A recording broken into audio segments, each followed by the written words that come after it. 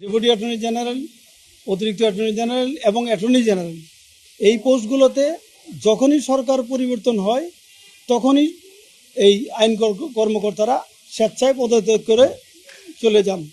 এবং এটাও দেখেছি যে ইভেন কি সরকার গঠনের আগেও নির্বাচন হওয়ার পরেই যখন দেখেছে যে অন্য দল ক্ষমতায় এসেছে, তখন সরকার দলীয় যারা অ্যাটর্নি জেনারেল অফিসের কর্মকর্তা ছিলেন, অ্যাটর্নি জেনারেল সহ, তারা পদত্যাগ করেছেন।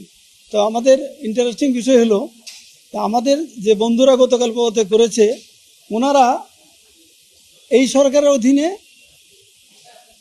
আইন কর্মকর্তা হিসেবে 4 মাস কাজ করেছে, বেতন নিয়েছে, সুযোগ সুবিধা নিয়েছে, পদ পদবি ব্যবহার করেছে।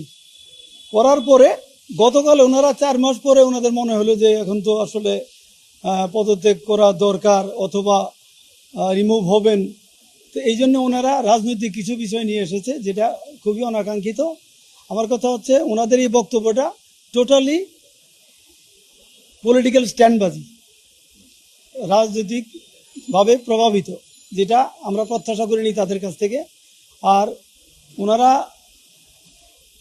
পদত্যাগ কাজ করলেন।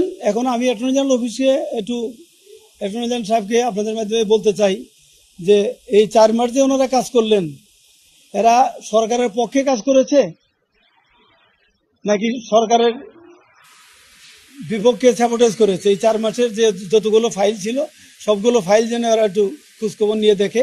কারণ সরকারের কাছ থেকে বেতন ভাতা সুযোগ সুবিধা সব নিয়ে, আর দিন শেষে 4 মাস কাজ করে দিন শেষে পদত্যাগ করে আবার সরকারের বিরুদ্ধেই অবস্থান নেবে। এতে মনে হচ্ছে যে তারা অ্যাটর্নি জেনারেলের অফিসে সরকারের স্বার্থ রক্ষার জন্য তারা কাজ করেছে বলে আমাদের কাছে মনে হয়নি। কাজে সরকারের বিরুদ্ধেই মনে হয় কাজ করেছে। এই জন্যে রাজনৈতিকভাবে প্রভাবিত হয়ে এই সমস্ত ভিত্তিহীন অভিযোগ তারা এনেছে, যেটা অনাকাঙ্ক্ষিত।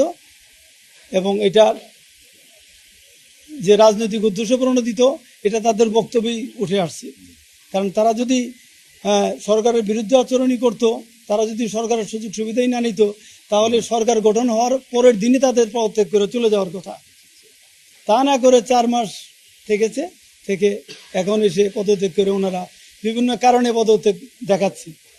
এটা কি বলবো, আবারও বলি যে রাজনৈতিক স্ট্যান্ডবাজি। আপনাদের ধন্যবাদ। এখন এটা তো খেয়াল রাখার বিষয় না, এটা যার যার দায়িত্ব তার উপর অর্পিত। এই দায়িত্বগুলো এখন যখন তারা বিপক্ষে কথা বলেছে, এখন দেখা দরকার যে তাদের যে দায়িত্বে যে কাজগুলো ছিল, এগুলোর ফাইলগুলো আপিলের ক্ষেত্রে নোট দিয়েছে কিনা, আবার সরকারের পক্ষে সংশ্লিষ্টভাবে স্বার্থ রক্ষা করে তারা কাজ করেছে কিনা। এটা তো অ্যাটর্নি জেনারেল অফিসে জানার কথা না, যে ওনারা ভিতরে থেকে বেতন ভাতা নিয়ে সুযোগ সুবিধা নিয়ে সরকারের বিরুদ্ধে অবস্থান করবে। এখন অবস্থান করাতে আমরা বলতে চাচ্ছি যে সবগুলো বিষয় একটু দেখা দরকার।